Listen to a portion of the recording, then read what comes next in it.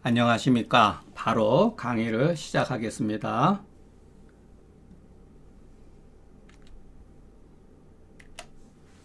자, 7편의 13번째 조문 패창에 대해서 알아보겠습니다.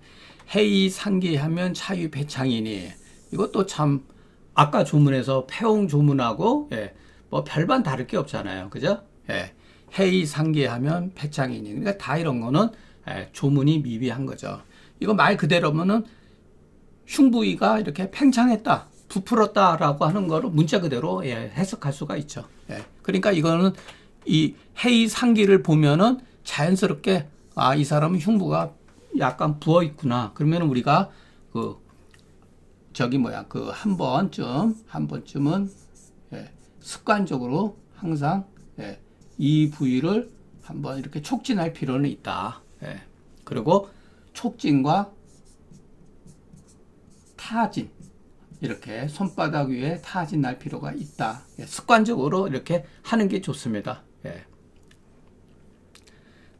그 사람이 천하야, 호흡곤란이 있어가지고 눈이 마치 빠지는 듯 상하고 맥이 부대한 자는 월비가 반화탕으로 치료한다. 이것도 참 기가 막힌 표현이죠. 마치 눈이 빠지는 듯하다. 이것으로 인해 천식의 그 발작으로 인해 가지고서 그러니까 이런 거를 우리가 외울 필요가 없다는 거죠. 어떨 때는 천식으로 인해 가지고 단자 부두가 단지 앉아 있기만 하고 누울 수 없다. 그런 것도 있지만 이거는 막 눈이 빠질 듯하고 맥이 부대하다. 벌써 대자를 썼을 때는 이거 뭔가 병증이 지금 활성화되었다라는 사실을 우리가 정확하게는 모른다 할지라도 어느 정도 짐작할 수가 있잖아요. 그러니까 여기 도처에 우리한테 그 문제가 있다라고 하는 것을 이렇게 보여주고 있죠. 그러니까 이런 글들이 참 사실주의 표현이다. 사실주의. 뭐랄까, 어떻게 보면 일견 사소한 말 같지만 이런 표현이 막상 여러분들이 만일의 경우 글을 쓴다는 입장, 내가 글 쓴다고 하는 입장에 있을 때, 글 쓰는 입장이었을 때 우리는 이와 같은 표현을 할 수 있을까? 이렇게 생각을 해보세요. 쉽지가 않다는 거예요. 그러니까 제가 예전에 그 글을 처음에 독법을 쓰면서 첫 번째 글은 어느 정도 썼어요. 근데 증후론이라고 하는 글을 쓸 때 제가 요 얘기도 자주 하는데, 제가 그때 서광진 원장님 한인의 부원장으로 있었거든요. 아주 아마 글은 써야 되는데 뭐 어떻게 써야 되는지 글 쓰는 방식을 모르니까, 근데 우연히 그 샘터 같은 그런 책인데 거기에 보니까 글을 잘 쓰는 법이 이렇게 쭉 나와 있는데 거기에 이런 말이 있더라고요. 지금도 안 잊어버려요. 구체적으로 표현하라. 글을 잘 쓰기 위해서는 개론적이고 추상적이고 광범위하게 쓰는 것이 아니라 구체적으로 표기하라. 저는 요 말 한마디에 중경서를 조금 뻥을 쳐가지고 이 말 한마디에 중경서 책 읽는 법을 터득했어요. 중경서는 모두 구체적인 증상을 표기했구나. 그래서 중경서와 금계요략의 일부의 글들이 정말 잘 쓴 글이에요. 후세의 글 가운데서도 멋진 글이 굉장히 많죠. 그러니까 이런 거에 우리가 이런 데다가 눈을 맞춰야 된다는 거예요. 그 사람이 호흡곤란을 가지고 얼마나 이것이 심했으면 이와 같은 정도로 야기했느냐. 물론 목요 탈상이라고 했을 때 이런 경우 이래서 갑상선 기능 항진증에도 나타날 수가 있죠. 그죠?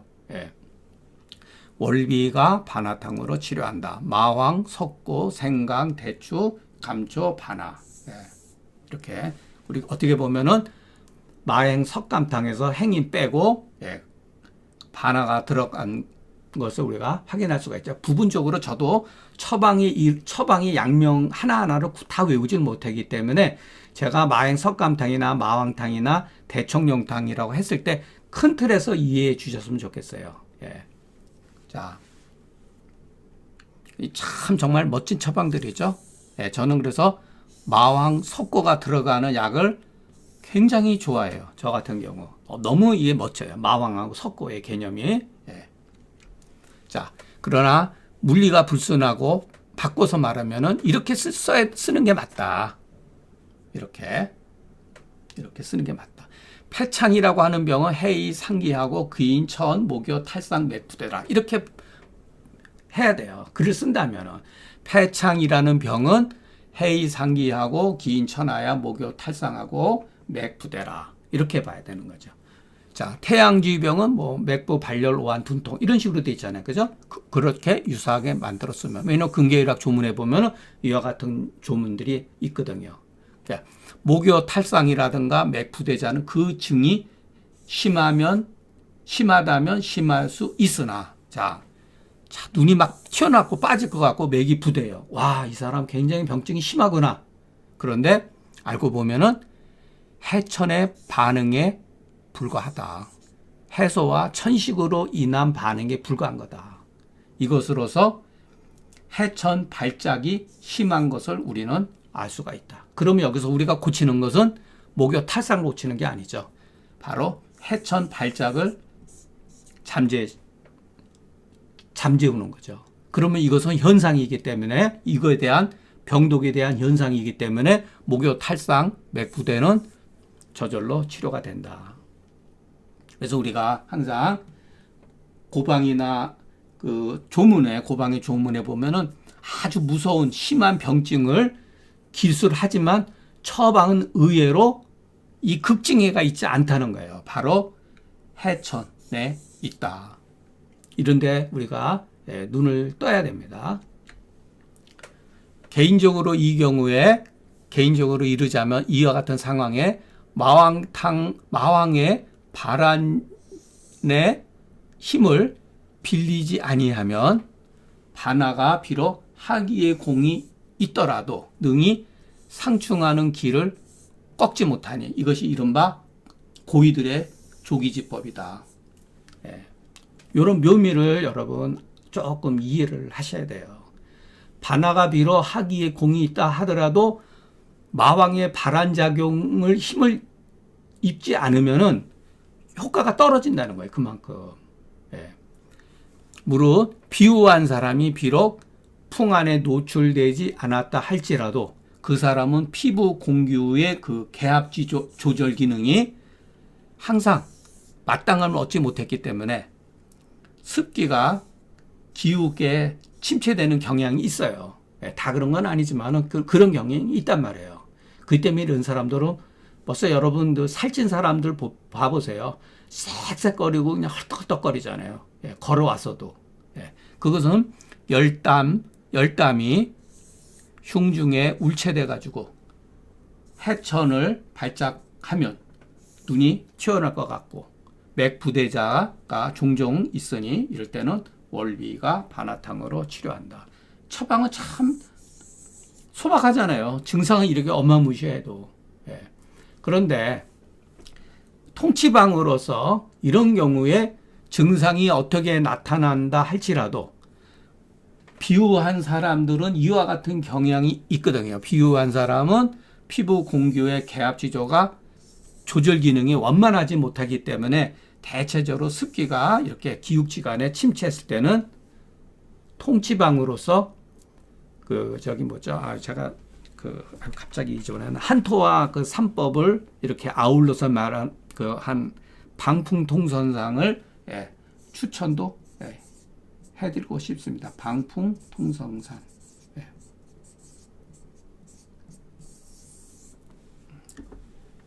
물론 이렇게 써서 치료가 되면야 좋죠. 근데 비우한 사람들은 이런 경향이 있기 때문에 사전에 미리 이런 약을 쓰면은 체중도 조절되고 천식이라든가 어떤 이런 것들이 자연적으로 치료가 된다.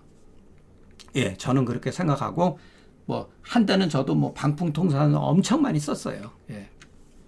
심화요소 14번째 조문 폐창으로 해이 상기하여 번조이 천하고 맥부자는 심화유순이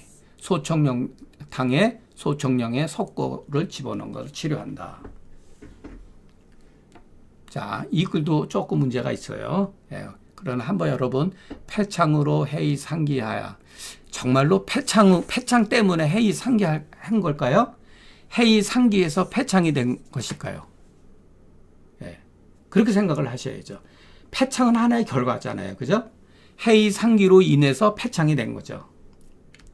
자, 만약에 조문과 같다면 숙기가 폐부위, 흉부를 이렇게 쏘는 것을 일러서 폐창이니 숙이 사패는 병리의 개념이죠. 심화유수는 병인의 개념이고 폐창은 병명이다. 예. 우리가 이렇게 뭐 정확하게는 아니더라도 이렇게 추정할 수가 있죠. 그렇기 때문에 해이상기하고 번조이 천하며 맥부는 병증이죠. 이럴 때는 그것은 그때는 병증이죠. 반대로 심화유수는 심화유수자가 심화에 수기가 있는 자 반드시 수기가 폐부위만 사패하지 않고 반드시 하기도 하지만 반드시 그런 건 아니다. 어떨 때는 모심, 어떨 때는 자심. 모심이라고 하는 건 심장 부위를 약간 이렇게 누르는 듯한 느낌. 이렇게 압박감이 있는 거예요. 자심은 그야말로 바늘로 심장을 찌르는 듯이 하는 경우가 있어요. 혹은 위중불화, 위무력, 위하수 이와 같은 경우도 있다는 거예요.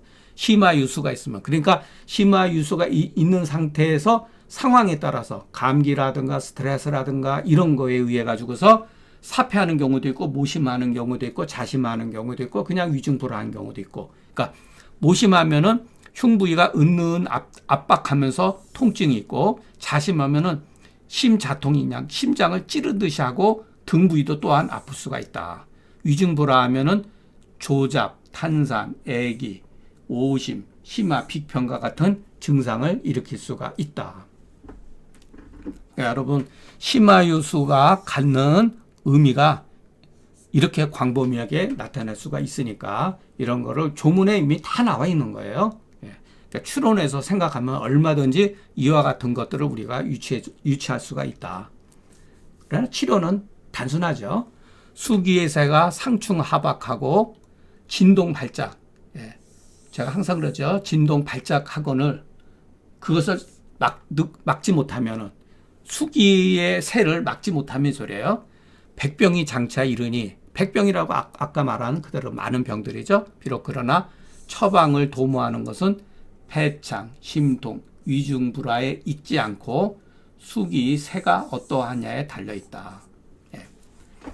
이 가운데 소위 건의지제, 보기, 보패, 강심이라고 하는 것은 다른 게 아니다. 이런 경우에 소위 건의지제고 보기지제고 보패지제고 강심제라고 하는 것은 다른 게 아니다. 간단해요. 산음과 거담 때문이다. 자, 산음하고 거담하기 때문에 건의가 되고 보기가 되고 보패가 되고 강심이 되는 거예요. 그러니까 이와 같은 용어에 자꾸만 이와 같은 용어의 개념에 빠지지 말라. 중요한 건 그 가운맥이 그랬잖아요. 병명상에서 구하지 말고 병근상에서 구하라. 이게 바로 병근상에서 구하는 거잖아요. 제가 막 주제 넘게 함부로 막 말을 하는 건 아니에요. 저도 가급적이면은 뛰어났던 분들의 그 뜻을 잘 계승을 하고 그것을 합리적으로 재해석하는 것에 불과한 것이니까 여러분들도 마찬가지로 자 기릭동동이 한 말을 또 한 번 염두에 두셔야 돼요. 진짜 병명에서 구하지 말고 병근에서 구하라 그랬잖아요. 그러면 그거를 철칙으로 생각을 하셔야 돼요. 그게 다 맞는 거는 아니다 하더라도 우리 한의학은 그런 식으로 사실은 발전이 되어 왔고 거기에 그 특장이 있다는 거예요. 많이 외운다고 좋은 게 아니에요. 이렇게 궁극적으로 병독을 제거한다. 현상에 대한 이름은 수없이 많아요. 병명에 어떻게 폐창, 폐위, 폐옥만 있겠어요. 얼마든지 많을 수가 있죠. 현대에 들어와서 폐기종이라든가 뭐 얼마든지 폐수종이라든가 얼마나 많아요. 그러나 상황에 따라서 치료는 단순한 것이다. 산음 거담이다. 폐창이 곧 해이상기니 월비가 반화탕은 협열, 약간 열을 끼는데 적합하고 소청량탕은 다소 협한에 적합하다. 예. 소청량탕에다가 석고를 가하는 것은 심화해서 다소 협열해서 번조가 있는 것이다. 어른들 같은 경우는 소청량탕 쓰니까 제가 아는 분한테 소청량탕을 썼는데 석고를 쓸까 말까 하다가 일반 한번 소청량탕을 써왔어요. 근데 바로 조금 있다가 와서 답답하고 번조증을 느끼더라고요. 그래서 석고를 가했더니 그 증상이 없어졌어요. 예. 예, 그런 경우가 있다는 거. 어린 아이들한테는 그냥 원방만 써도 돼요. 예, 그래도 어린 아이들라 하더라도 이비인후과 질환에 열성이 있을 때는 예, 석고를 쓰는 게 좋다. 그런즉 심화유수라도 혹 음병이 되기도 하고 양병이 돼서 상황에 따라서 변하니 우리는 임기응변에서 치료를 하는 것이 좋다. 자, 오늘 뭐 강의도 조금 속도를 내다 보니까 빨라졌는데, 자, 우리가 여러분들 그 소청량탕 심화유수기에 대해서 얼마만큼 잘 알고 계시는지 모르겠지만 앞으로 이 근계혈약의 상당 부분이 바로 심화유수기에 대한 어떠한 변증이에요. 그러니까 소청량탕에서 얼마나 많은 처방들이 변해가는지 우리가 알아야 되는데, 궁극적으로 이 소청량탕은 고방은 거의 부두의 명처방이에요. 제가 한 30년 전에 같이 이제 그 클리닉에서 있었을 때 소아과 원장님이 저한테 와가지고, 야, 이거는 벌써 30년 가까이 지났어요. 소아과 이제 자기네들 학술 세미나에서 소청량탕이 굉장히 잘 듣더라라고 그 강의를 했다고 합니다. 강의를. 소청량탕이 이비인후과 질환의 초기 이비인후과 질환에 굉장히 잘 듣는다고 했단 말이에요. 근데 우리 한의사들은 소청량탕보다는 보증이탕을 많이 쓰거든요. 보증이탕도 굉장히 좋죠. 저도 보증이탕 가지고 중염도 어린아이들 여름 많이 고쳤어요. 효과가 분명히 탁월해요. 그때는 저는 소청량탕보다도 보증이탕을 더 편중했었는데, 나중에 소청량탕의 이 위력을 알게 됐어요. 자, 우리가 동의보감하고 사상의학을 하면서 고방의 일화 같은 좋은 명처방들을 우리는 모르고 있는데, 의사들, 심지어는 약사들은 더 우리보다 예전에 많이 썼다는 거예요. 우리 좋은 거 다 뺏긴다니까요.